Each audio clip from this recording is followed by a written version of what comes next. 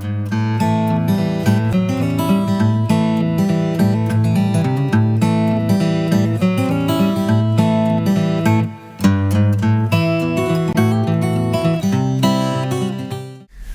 and welcome to another episode of Spotlighting Jonesboro. Today with me I have Donna Boyer of CASA of Northeast Arkansas. Donna, thank you so much for being here. Thank you for having me. It's great to be on the show. I really look forward to it. Now, I've heard of CASA before, but I'm not really sure what that is. Could you explain it to me? You know, so many people say that.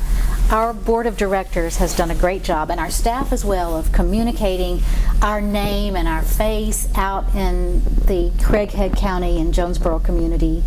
But many people don't know exactly what we do, and it's kind of, I always try to be upbeat and smile, but some of the things we do are tough volunteer jobs, and so I always struggle to find the right mix, to find the right balance, because what we do is our organization recruits and trains volunteers for the purpose of being officers of the court. That means the judge appoints them after they're trained and have background checks and all those things.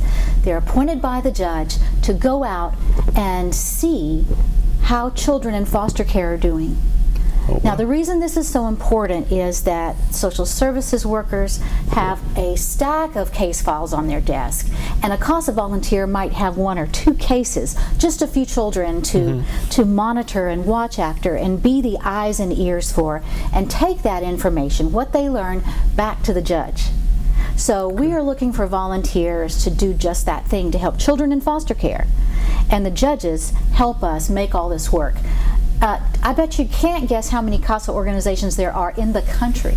I wouldn't have any idea. 950. Wow, that is a lot. So it's not just us, CASA of Northeast Arkansas. There are almost 1,000 organizations just like ours doing what we do, trying to make children in foster care make a better life for them during this crisis period in their lives until they get to a safe and permanent home.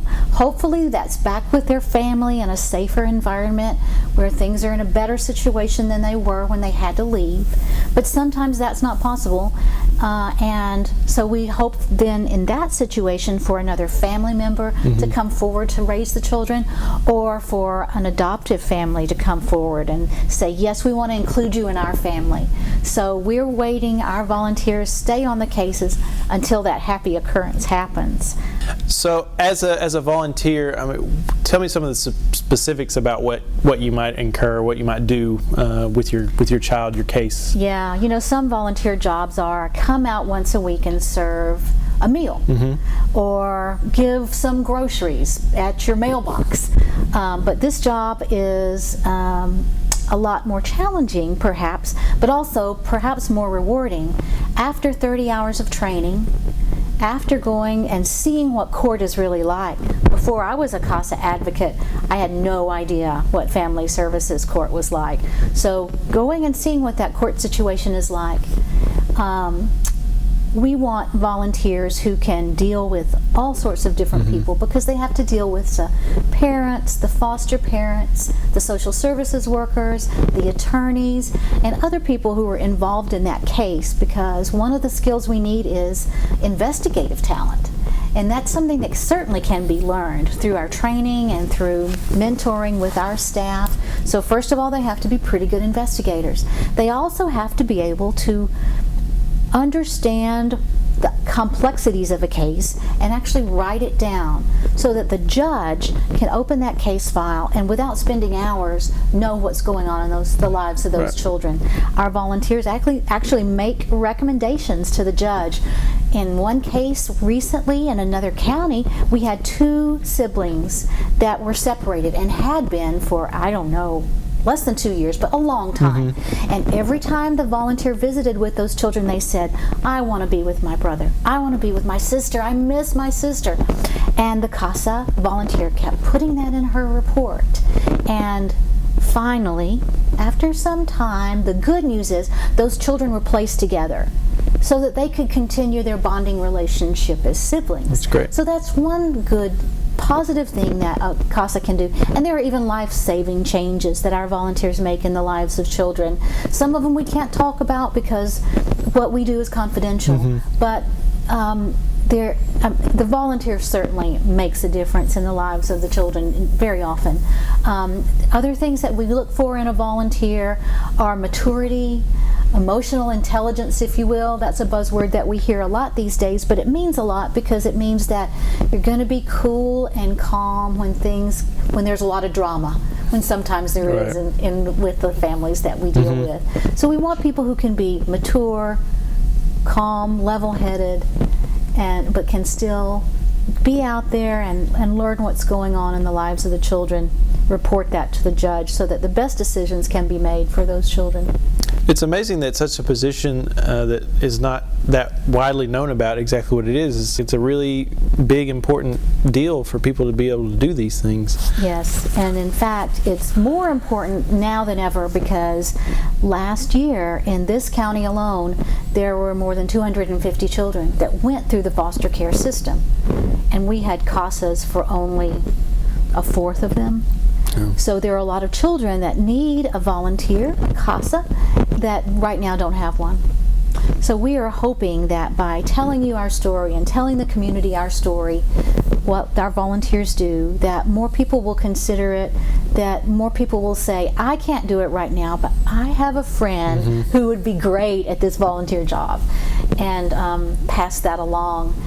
If your listeners and your viewers are interested, they can email volunteercasa@arkansas.gov or call our office 870-935-1099, and we will let us know where you heard about CASA so that we can get that right to the proper place.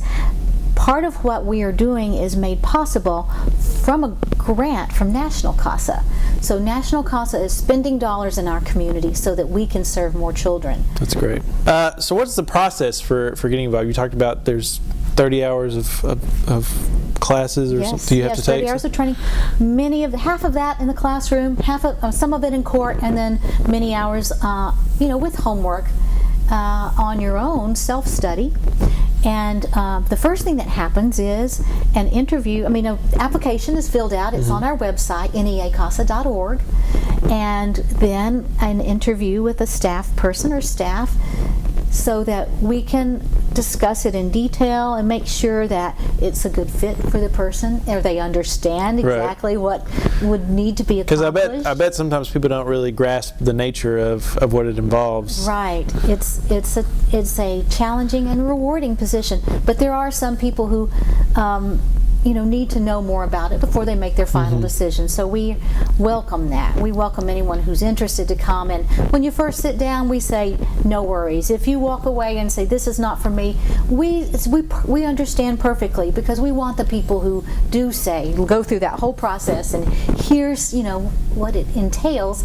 10 to 15 hours a month spent with the children or learning about the children, showing up in court when the case is called before the judge, sometimes testifying. So there is a lot involved. We ask our volunteers to stay on the case until the case closes, or those as we said, go to a safe and permanent home. So there is a lot involved, but we take the folks through the process slowly and try to make sure that they learn all they can about what's expected.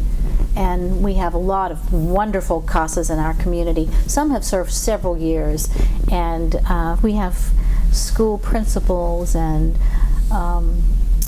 we have retired business owners, and then we have some young people as well, people in their 20s who have babies, they have children of their own, and they still find time to be a CASA volunteer. That's great. So people can come from all walks of life. We particularly need men. We had a case recently where a man was very valuable on the case. Again, it's confidential. I can't talk about the details right now, but I can tell you that an adult life was changed because of this CASA volunteer.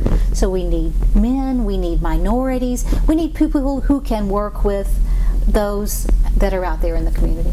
Wow. Typically, how many cases might a volunteer have in, say, a year? A good question. Boy, that really depends on the case. we start a volunteer out with only one case most of the time, so they can get their feet wet and find out that investigative process that comes at least in the beginning, what that's all about. A case might have a happy ending in a short period of time, or 2 to 3 months. Unfortunately, sometimes it's much longer, a year, longer than that sometimes. So it really just depends on the case and what needs to happen for the children to be in a safe and permanent home. Well, that's great. Donna, I want to thank you so much. There's a lot of valuable information that I needed to hear, and I'm sure our viewers needed to hear. And I hope this will just help bring in some more volunteers. Thank you. I'm sure it will. Thanks for this opportunity. So thank you so much for being here. And guys, thank you for watching.